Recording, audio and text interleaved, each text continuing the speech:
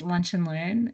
I'm Kate Lamont, and together we've got Kathy Kirby here, and we've also got our presenter Marie Delaney here.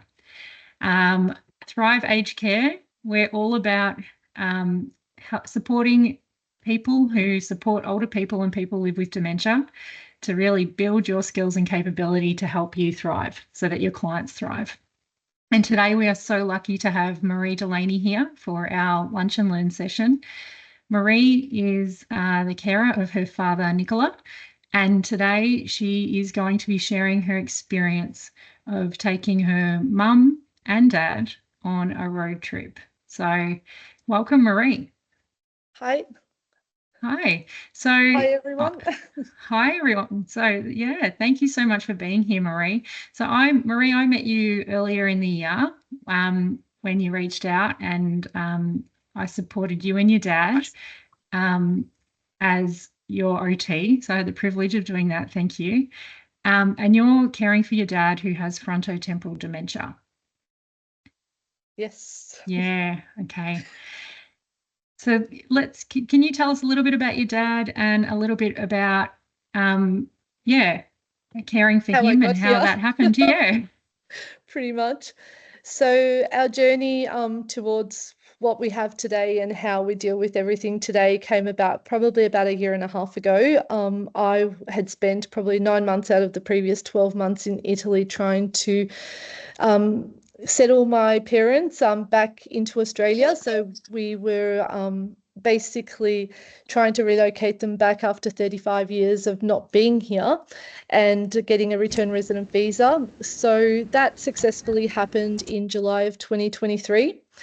However, what did happen about 14 days later is that Dad ended up in hospital after displaying some serious behaviours that we had no idea what we were dealing with, and what was called delirium. It was a brand new word for us at the time. And basically, his paranoias set in, these challenging behaviours we had never seen before, and aggression, which made it also difficult to deal with at home.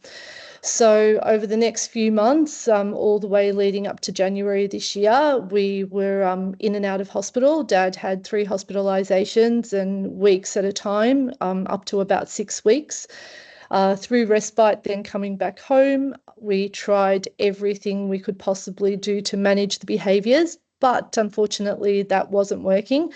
And then we finally got a good group of allied health and doctors involved and geriatrician, which we were then successfully able to medicate Dad to bring down the behaviours and manage those at home, and it worked. So since January, we've been dealing with a pretty good environment. Everything has been going smoothly until it didn't. And his cognition, though, as time went by, became quite significant. So the decline happened very quickly, and that was something that we noticed happening day by day and getting worse, and who he was as a person simply faded away.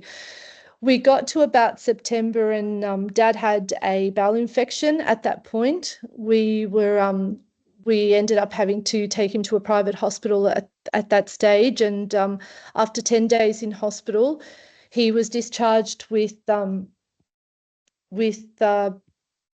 let me just think, sorry, with bed sores. So having come from, oh God,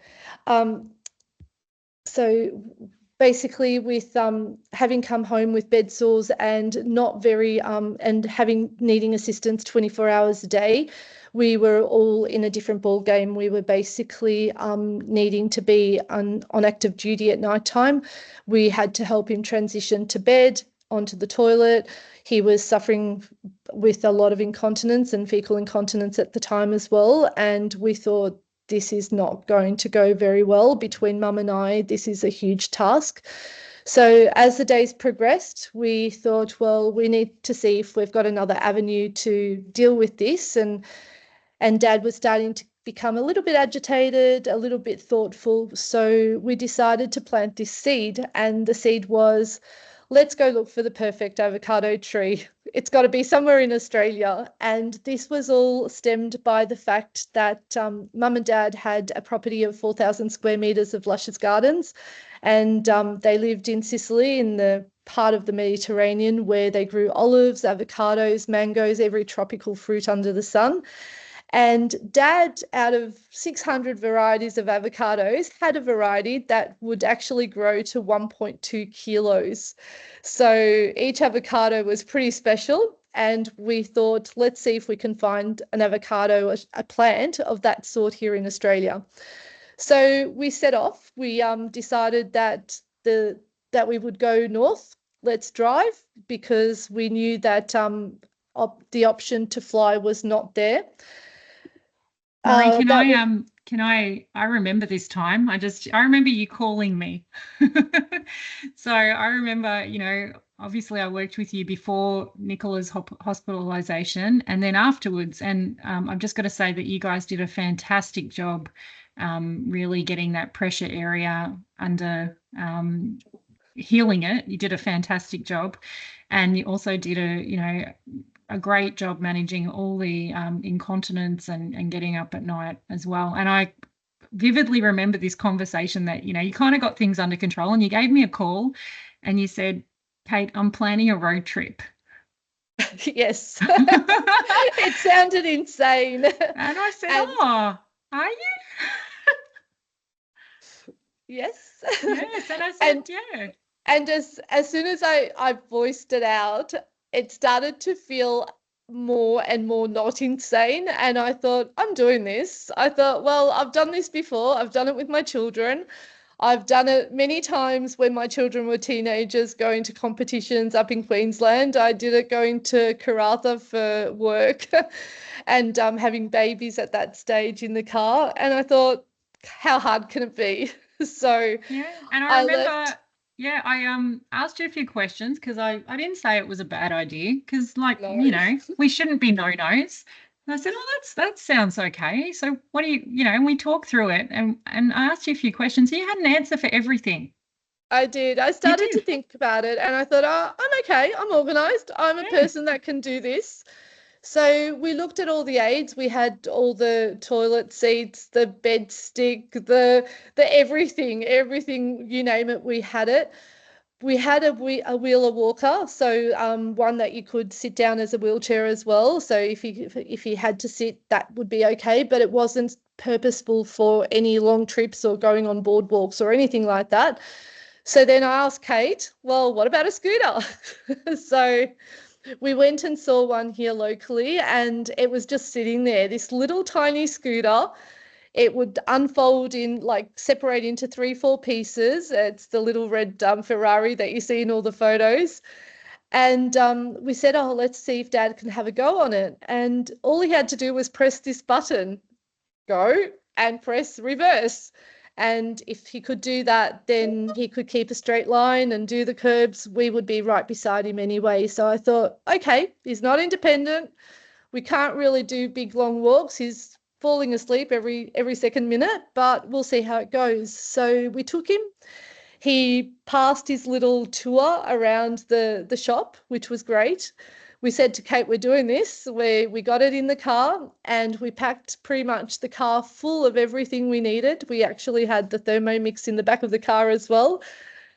And we set on, and we didn't look back. Basically, I did all the planning, the pre-planning that I needed. I made sure we were safe. The car, we had just gone a car, what do you call it? A service. Did you get a service? Yeah. That word. We serviced the car. We managed to get our ECV to make sure that if we needed road assistance, we looked at all of Dad's needs. We made sure that we had all his aids.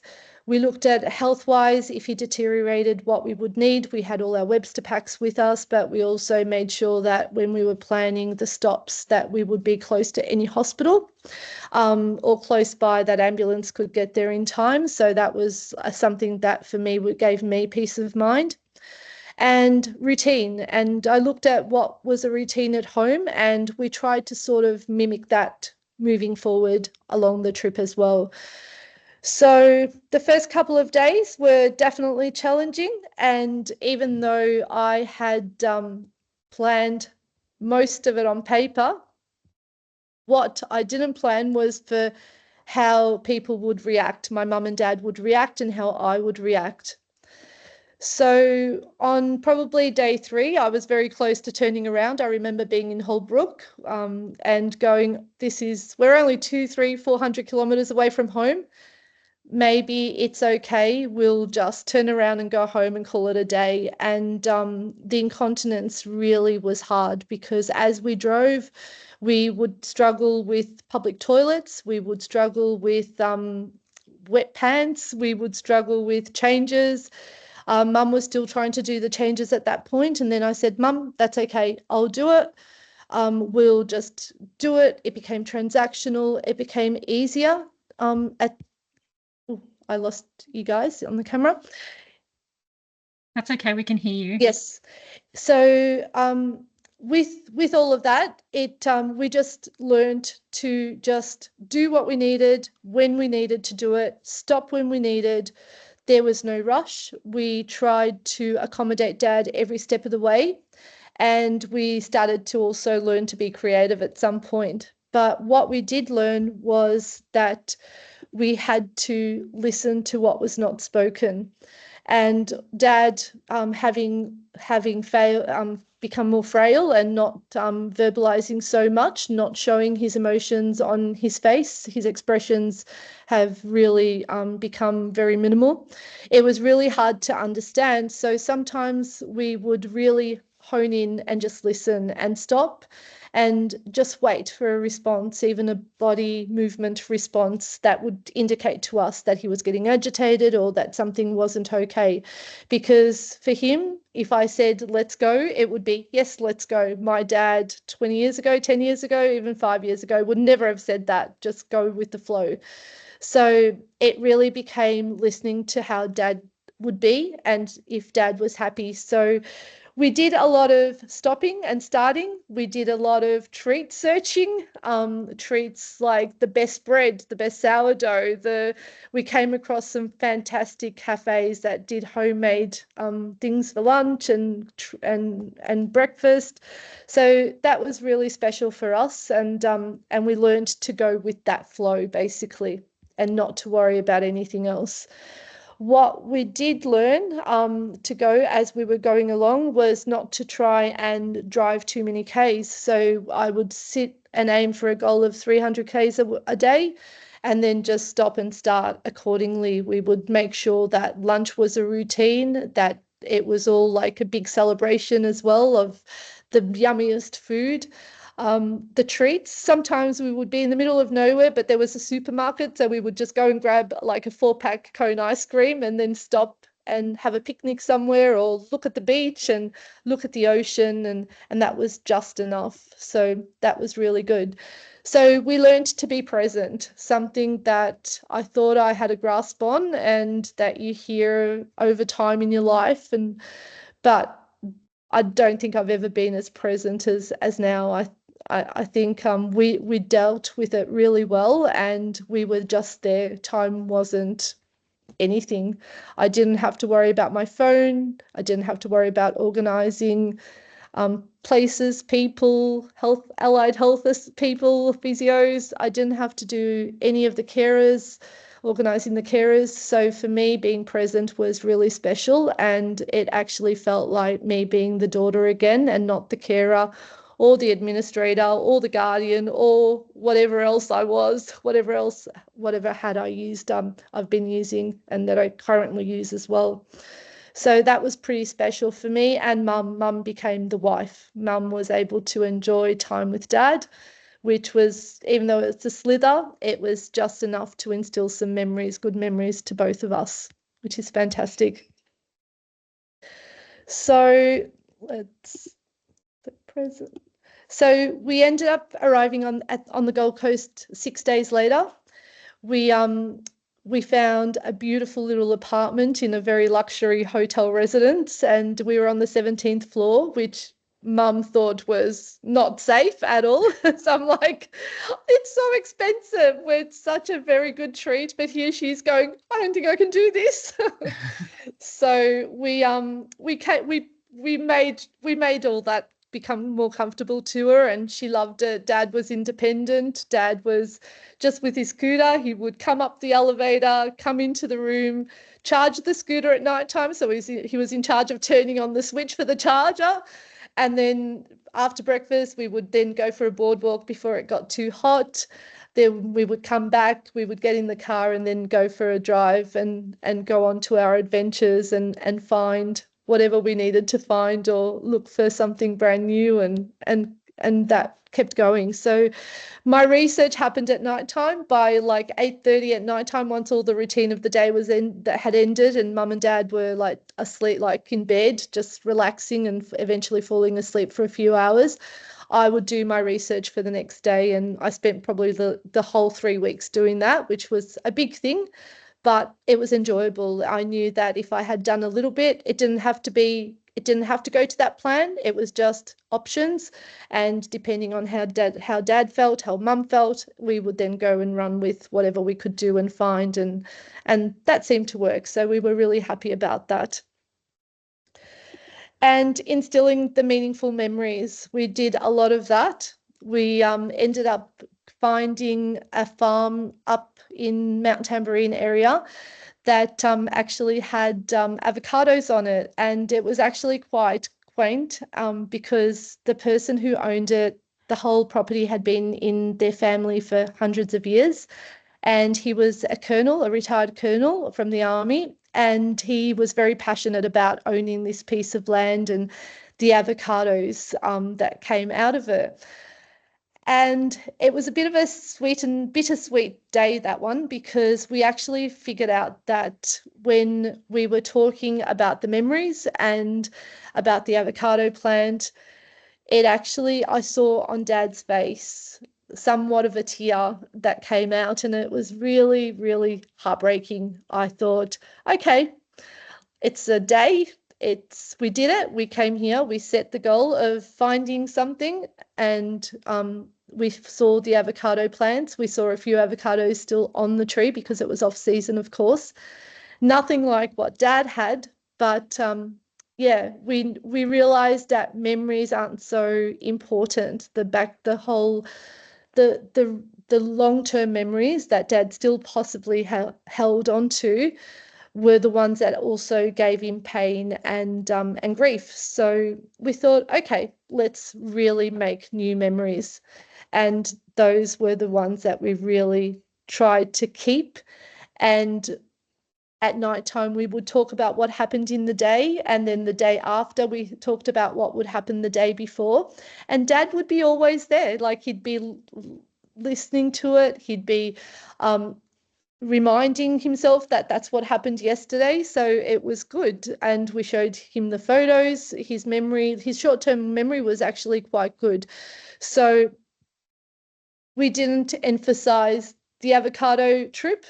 It was just move forward. Let's just make new memories. And that's how we continued the trip moving forward from that. So we enjoyed really good days on the Gold Coast. We were blessed with magical moments of sunshine, and we also got creative. So here's Mum and Dad, for example, in this photo. They were playing dominoes by the water. They couldn't walk. They couldn't get into the swimming pool, but they could sit along the side of the swimming pool. So I would leave them there for a few minutes, go upstairs, and then come down, and then I'd bring down an ice cream, and that made their day some days. So that was sort of the afternoon treat after the 3 to 5 o'clock if we had already arrived back at the apartment early and it was hot. So it went really well.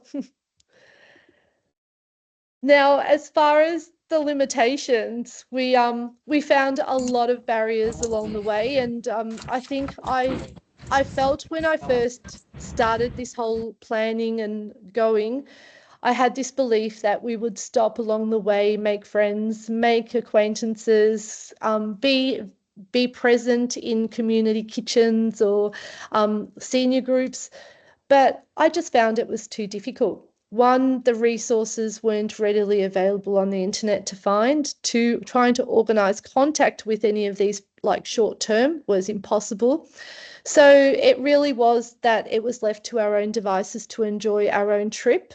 The meaningful connection that was not I couldn't do that. There was just that barrier. There was nothing I could do to make that important. But what I found was that there were people along the way that made things special. So the motel owners, some motel owners were very kind to us, to be very generous, to lend us some cutlery or to give us some bowls and have them ready in the room. One had a chair, a toilet chair, a shower chair, and said, "Oh, I can just leave that in the room. That's not a problem. It's after hours, but I can just go and put it in for you." So they were very mindful of us and Dad's disabilities in a sense, and just these little things made a big difference to us, not having to then unpack the car if we had arrived late, and so forth. The toilets, the public toilets were another. Hygiene and protecting Dad from ongoing infections was a big thing, because it was all back to us, because of Dad not always washing his hands properly and so forth. So finding those appropriate places and then making accommodation with our own kit, basically, if we didn't have what was necessary at the time. So barriers were also footpaths. Sometimes even with the scooter, there were some footpaths that were impossible to even get up. And we just thought, how on earth does someone with less able to use this every day? So yes, we were on a journey and we were on a holiday, but there are people that then live there every day that have to deal with this. So it became a bit of an awareness campaign at the same time. So that's for another day. But we definitely made we managed to overcome all of these barriers that we found along the way, and we just sort of ducked and weaved and made it work. So that was really good. So yeah. So this was the continuation of our journey back home. So we just kept seizing the moment. We learned that botanical gardens were a great way to get Dad involved with his little scooter and go a long time without stopping, and then having moments where he would pause and we would get out a treat and then have a little picnic and then continue on the journey. So that was really good. We would stop beside rivers and just look at the wildlife around and have a picnic there. So things like that just kept being offered, and we kept receiving them and using them to our advantage, which was great. And it really did become a journey of love. This is us in Sydney. It was the most wildest, windy day that you could imagine. And we managed to plan it so well. We arrived, we parked under the the Opera House, and we were able to get accessibility up all the way up. And Dad even had a beautiful wonder of the Opera House, which, being an ex-builder, he thoroughly enjoyed. We saw we ended up even going all the way to the rocks and having a look at the Sydney Harbour Bridge closer, which was great. And then we were straight back in the car and then just out of Sydney. So we planned the day perfectly and it was impressive. So we had a great time there. And as we drove back, the weather started to change. Windy Victoria had a very big spell of winds, if you remember well, and really bad lushing rain. So we decided to take it slow and to just duck and weave the weather, and we managed really, really well. We arrived home basically safe and sound, and with, I think, maybe half an hour of rain at the very end of our 17-day journey. So that was pretty impressive. And yes, something that hit home that thanks to Kate she mentioned a few days ago, home is a feeling, and that's exactly what it boiled down to. It didn't matter whether we were home. It didn't matter if we were in any township in Australia, home was where we were as a family and what we made of it.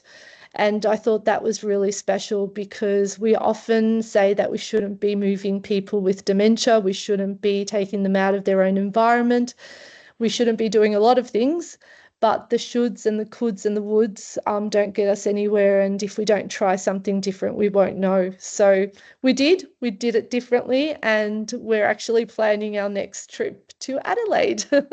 Not quite as long, only a few days, but I think that'll be really good. And we're actually going to look for good olive oil.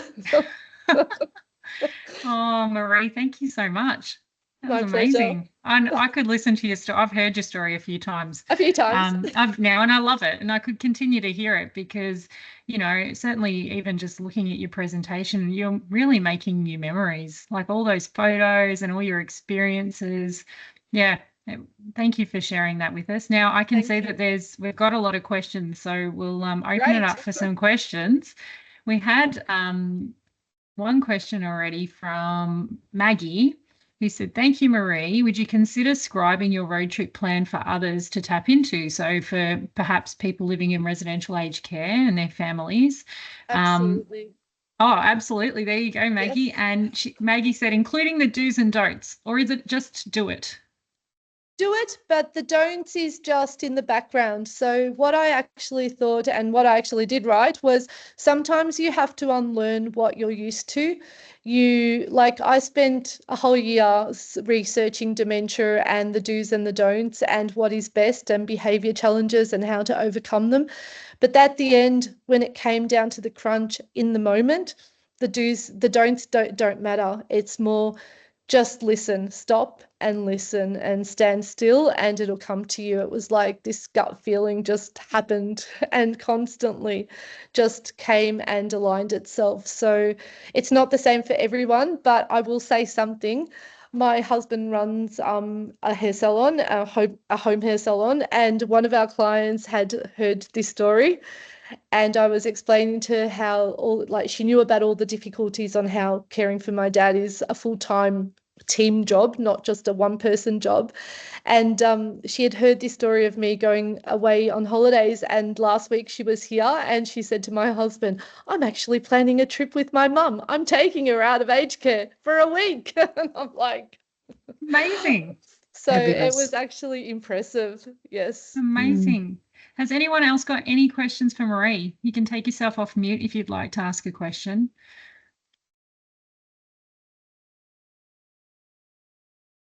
No? Absolutely amazing. I think, you nailed it. We've got all these lists of do's and don'ts or best practice, but at the end of the day, if you're really present and you're in the moment and you're with that person, you know what they need. You're able to sort of identify what they need and just go with it. And I think that stood out for me is the expectations, letting those expectations go a little bit. I mean, yes, it might be more work for you at night, staying up and planning the next day, and it might make you feel a little bit uncomfortable, like, what am I doing the Yes. next few days? But it was definitely something that I think made your trip work, Yes. made it work. And something to add on top of that was that we have to remind ourselves, like, dad came home with pressure sores and also incontinence and absolutely being assisted. Like, even trying to get out of bed was a challenge, and getting back into bed and settling him. We arrived back home and mum came back to sleeping in the same room with dad, which hadn't happened for a year.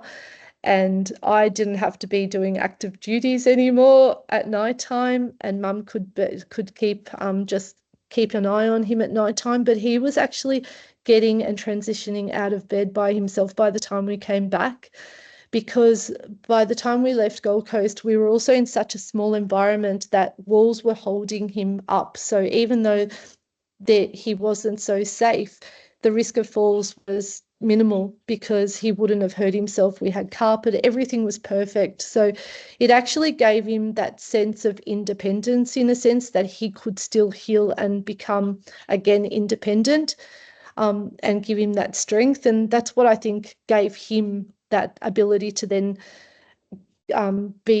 heal, I guess, in a sort of way, that little tiny bit to get him pre-hospitalization again. And he's held on to that. We're a month and a half into this now, and we're back to being at home, back into our usual routine. Some days I actually feel that Dad feels so bored. He's actually verbalized to Mum, "What am I doing here? Like, there's nothing for me to do," and hence why this other trip will be coming to play, because it gives him possibly a sense of purpose.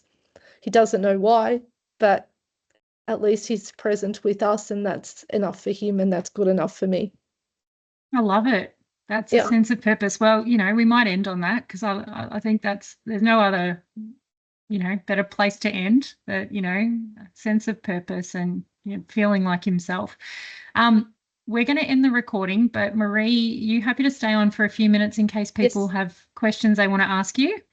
Absolutely. Well, again, thank you so much for sharing your experience. There's everyone, you know, the people are just saying they love your can-do attitude and what special memories you've created for you and your family. And yeah, we can't say more than that. So thanks everyone for coming. Again, you'll get a copy of the recording in an email, and you can share that with your colleagues and networks. So thanks again. And yeah, we'll stop the recording. If you've got questions, hang around. Okay. Thank you. Good to see you guys. Kathy. Thank you, Marie. Thanks, everyone.